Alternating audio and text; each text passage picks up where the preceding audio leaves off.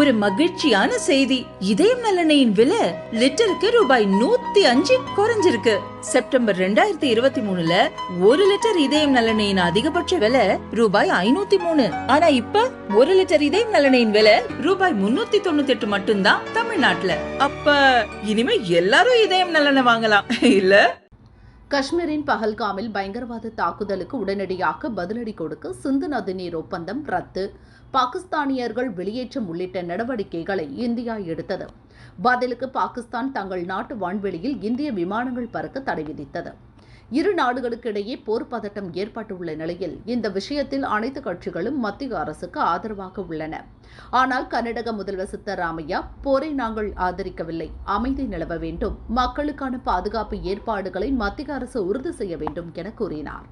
சித்தராமையாவின் கருத்தை பாகிஸ்தானில் உள்ள ஊடகங்கள் செய்தியாக்கின. போருக்கு எதிராக இந்தியாவுக்குள் இருந்து வரும் குரல்கள் என்ற தலைப்பில் சித்தராமையா கருத்து வெளியானது. இதேபோல் கர்நாடகாவின் சுங்க அமைச்சர் திம்மாப்பூர் பயங்கரவாத தாக்குதலை விமர்சித்தார்.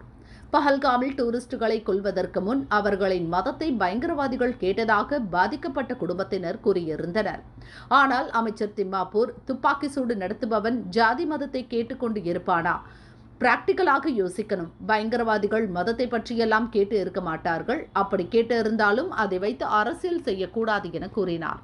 கர்நாடக அமைச்சர்களின் அடுத்தடுத்த பேச்சுக்களுக்கு கண்டனங்கள் எழுந்துள்ளன.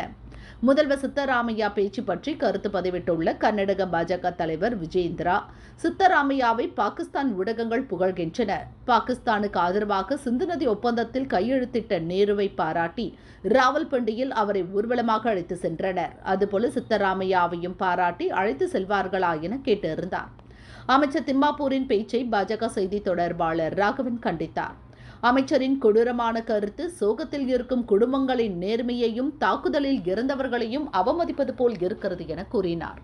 தமது பேச்சு பற்றி விளக்கம் அளித்த சித்தராமையா, பாகிஸ்தானுடன் போர் வேண்டாம் என கூறவில்லை, போர் எதற்கும் தீர்வல்ல என்றுதான் கூறினேன். சுற்றுலா பயணிகளுக்கு போதிய பாதுகாப்பை மத்திய அரசு வழங்கவில்லை. தவிர்க்க முடியாத சூழலில் நிச்சயம் நாம் போருக்கு செல்ல வேண்டும் என தெரிவித்தார்.